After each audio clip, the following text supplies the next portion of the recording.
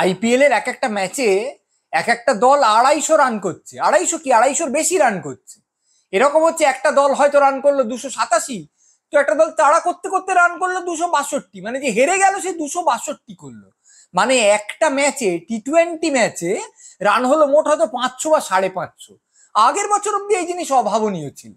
আগের বছর অব্দি কেউ যদি 200 করতো তখন সবাই বলতো হ্যাঁ বাবা এ অনেক রান করে ফেলেছে, অন্য দলটা বোধহয় পারবে নাকি, হয় নাকি ওভারে 10 করে রান করবে। সেখানে এখন 250 করে লোকে নিরাপদ বোধ করছে না, আরেকটা দল তো তুলে হয়তো 223, ওরে বাবা কি রান করেছে, সেই তুলে দিয়ে হয়তো আরেকটা দল জিতে গেল। যারা ধারাভাষ্যকার তারা তো উচ্ছ্বসিত। আর হবেন না কেন, মানে ট্র্যাভিসের যে খেলাটা খেলছেন দেখে মনে হচ্ছে যে একজন ব্যাটসম্যান যদি প্রত্যেক বলে 4 বা 6 না মারেন তিনি ব্যাটসম্যানই নন। মানে যে বলটা একটা লোক কোনো বাউন্ডারি মারতে পারলো না, মানে সে তো খুব খারাপ কাজ করলো। আর যদি কোনো রান না করে ডট বল, তাহলে তো সে ব্যাটসম্যানকে ফাঁসি দিয়ে দেওয়া উচিত। শুধু ট্র্যাভিসের নয়, অনেক কম বয়সী খেলোয়াড় আছেন, তারা অসম্ভব বড় বড় বোলারকে গ্রাহ্যই করছেন না, যে কোনো মার মারছেন। এবার ধারাভাষ্যকাররা বলছেন আইপিএল তো ক্রিকেটের সংজ্ঞাকে বদলে দিয়েই ছিল, কারণ যত রকম মার হয় এ তো ভাবা যায় না। এই সুইচ হিট করছে, ও হয়তো স্কুপ করে উইকেট কিপারের মাথার উপর দিয়ে 6 মারছে, হ্যান করছে ত্যান করছে। কিন্তু এবছর যেন সেই সংজ্ঞা পুনর্লিখিত হলো। কত রান হতে পারে একটা টি-20 ইনিংসে, সেটা এবছর একদম লোককে স্তম্ভিত করে দিয়েছে। অন্য একজন ধারাভাষ্যকার, তিনি বিশ্বের সর্বকালের সেরা একজন ব্যাটসম্যানও বটেন, তিনি খুব মৃদুভাবে, মানে তার আপত্তিটাকে লাবণ্যময় ইংরেজি দিয়ে যথেষ্ট ঢেকে চেপে যা বললেন তার মর্মার্থ হলো এই যে, যদি এরকম পিচ তৈরি করা হয় যেখানে কোনো বোলিং এরই কোনো মানে নেই, পেস বোলিং এর কোনো মানে নেই, স্পিন বোলিং এর কোনো মানে নেই, প্রত্যেক বলকেই বেধড়ক মেরে সীমানার বাইরে পাঠিয়ে দেওয়া যাবে, তাহলে সেসব দিয়ে ক্রিকেট জিনিসটাকেই খুন করা হচ্ছে নাকি, ক্রিকেট জিনিসটাকে অপমান করা হচ্ছে নাকি। এই গোছের একটু কথা বলতেই অন্য একজন ধারাভাষ্যকার তেড়ে ফুঁড়ে উঠে বললেন, আরে লোকের তো ভাল লাগছে, লোকে তো আনন্দ পাচ্ছে, লোকে তো উত্তেজিত হচ্ছে। তখন তিনি তাড়াতাড়ি করে হ্যাঁ ঠিক ঠিক ঠিক, এটা তো কোনো সন্দেহ নেই, এর বিনোদন মূল্য হ্যান ত্যান বলতে লাগলেন। তার মানে ক্রিকেট জিনিসটা যে বিনোদনের, এতে কোনো সন্দেহ আগেও ছিল না, যে ঠিক আছে খেলা হচ্ছে লোকে দেখতে আসছে কেন, বিনোদনের জন্য। তো কিন্তু যারা সেই বিনোদনটা ভোগ করতেন তারা ক্রিকেটের কিছু শর্ত মেনে সেটাকে ভোগ করতেন। সব জিনিসের তো কিছু নিয়ম থাকে, কিছু শর্ত থাকে, কিছু ধারা থাকে, ক্রিকেটেরও থাকে। ক্রিকেটের কিছু শিক্ষা থাকে, ক্রিকেটের কিছু দীক্ষা থাকে। সেইগুলো ছেড়ে দিয়ে যদি যারা বিনোদন ভোগ করছেন তাদের সবচেয়ে বোদা চাহিদা অনুযায়ী ক্রিকেট নিজেকে ভেঙে দুমড়ে বেঁকে তাদের দিকে ঘেঁষে আসে, তাহলে ক্রিকেট কি ঠিক থাকবে? এইটা হচ্ছে আসল কথা। একটা ক্রিকেট হচ্ছে, এটা কি বোলারদের খেলা নয়? এটা কি ফিল্ডারদের খেলা নয়? এটা কি শুধুমাত্র ব্যাটসম্যানদের খেলা? আর ব্যাটসম্যান হলেন এক রকমের ব্যাটসম্যান, প্রত্যেক বলে যে শুধু চালিয়ে খেলে, তাতে কৃতিত্ব আছে, কিন্তু তার প্রবণতাটা এটাই। আমরা তো ক্রিকেট বলতে অনেক কিছু বুঝতাম, ব্লক করা বুঝতাম, লিভ করা বুঝতাম, বলটা ছেড়ে দেওয়া, ভিড় মধ্যে মারছে কিনা, বলটা মাটি কামড়ে যাচ্ছে কিনা, সবসময় তো 6 মারতে হয় না, যখন যা ক্যাচ উঠবে না এমন করে মারছে কিনা, সবচেয়ে বড় কথা ইনিংসটা পেস করছে কিভাবে।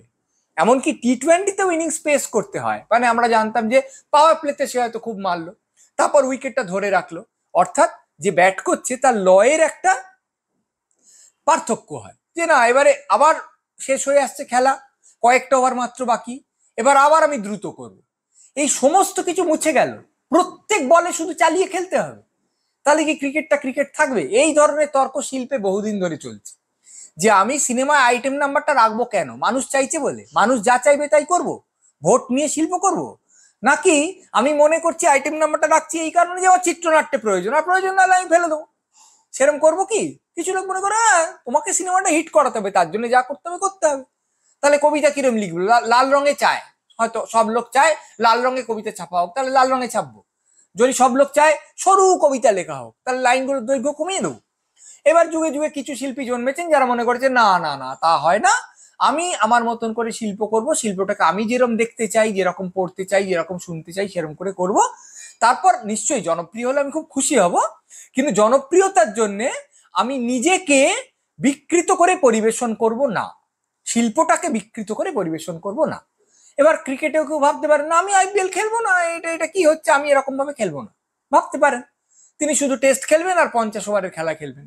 কিন্তু আইপিএল এর এত টাকা, আইপিএল খেললে এত গ্ল্যামার, একটা ম্যাচ ভালো খেললে দেশের দলে সরাসরি সুযোগ পাওয়ার, এতখানি সম্ভাবনা, আরো বেশি বিজ্ঞাপন পাওয়ার এতটা সম্ভাবনা, সব মিলিয়ে নিজের কেরিয়ার, নিজের টাকা, নিজের ভাবমূর্তি এতটা উঁচুতে উঠে যাওয়ার সম্ভাবনা যে সেইটাকে ছেড়ে না আমি শুধু ক্রিকেটের ধ্রুপদী ব্যাপার স্যাপারে বিশ্বাস করি বলে সরে থাকা খুব শক্ত। তাহলে কি পরিত্রাণ নেই? ক্রিকেট কি দিনে দিনে বিনোদনের জন্য যারা ক্রিকেট ভালোবাসতেন, তারা ক্রিকেটটাকে যেভাবে দেখতেন, সেই জিনিসটা ভেঙে দুমড়ে বিকৃত হয়ে ক্রিকেট একটা অন্য রূপে আমাদের সামনে আসবে? একটা বোধহয় সমাধান আছে। সমাধান মানে এটা যেভাবে চলছে তাতে হয়তো আপসেই হবে সেটা।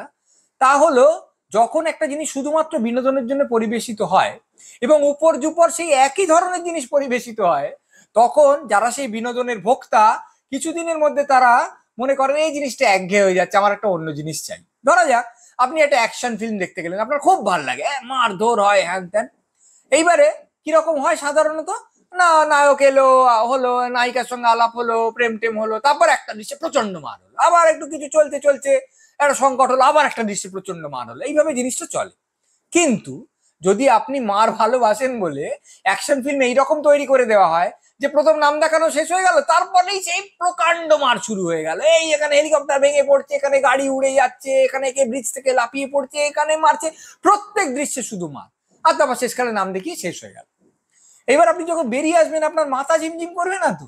আপনার মনে হবে না তো আরে কি আশ্চর্য, আমি তো মারটা বেশি উপভোগ করতে পারতাম যদি মাঝে মাঝে না মারও হতো, যদি জিনিসটা চলছে তারপর মার হলো, তারপর আবার চলছে তারপর আবার মার হলো, এটা হলে মারটাকে আমি বেশি উপভোগ করতে পারতাম, আমার বেশি আনন্দ হতো। এই যে টানা হয়ে চলেছে, এতে হয়তো এটার আকর্ষণ আমার কিরকম যেন কমে যাচ্ছে। তখন হয়তো সে মনে করলো যে কি হয়, একটা ধর্মীয় সিনেমা দেখলে হয় কিংবা একটা প্রেমের সিনেমা দেখলে হয়।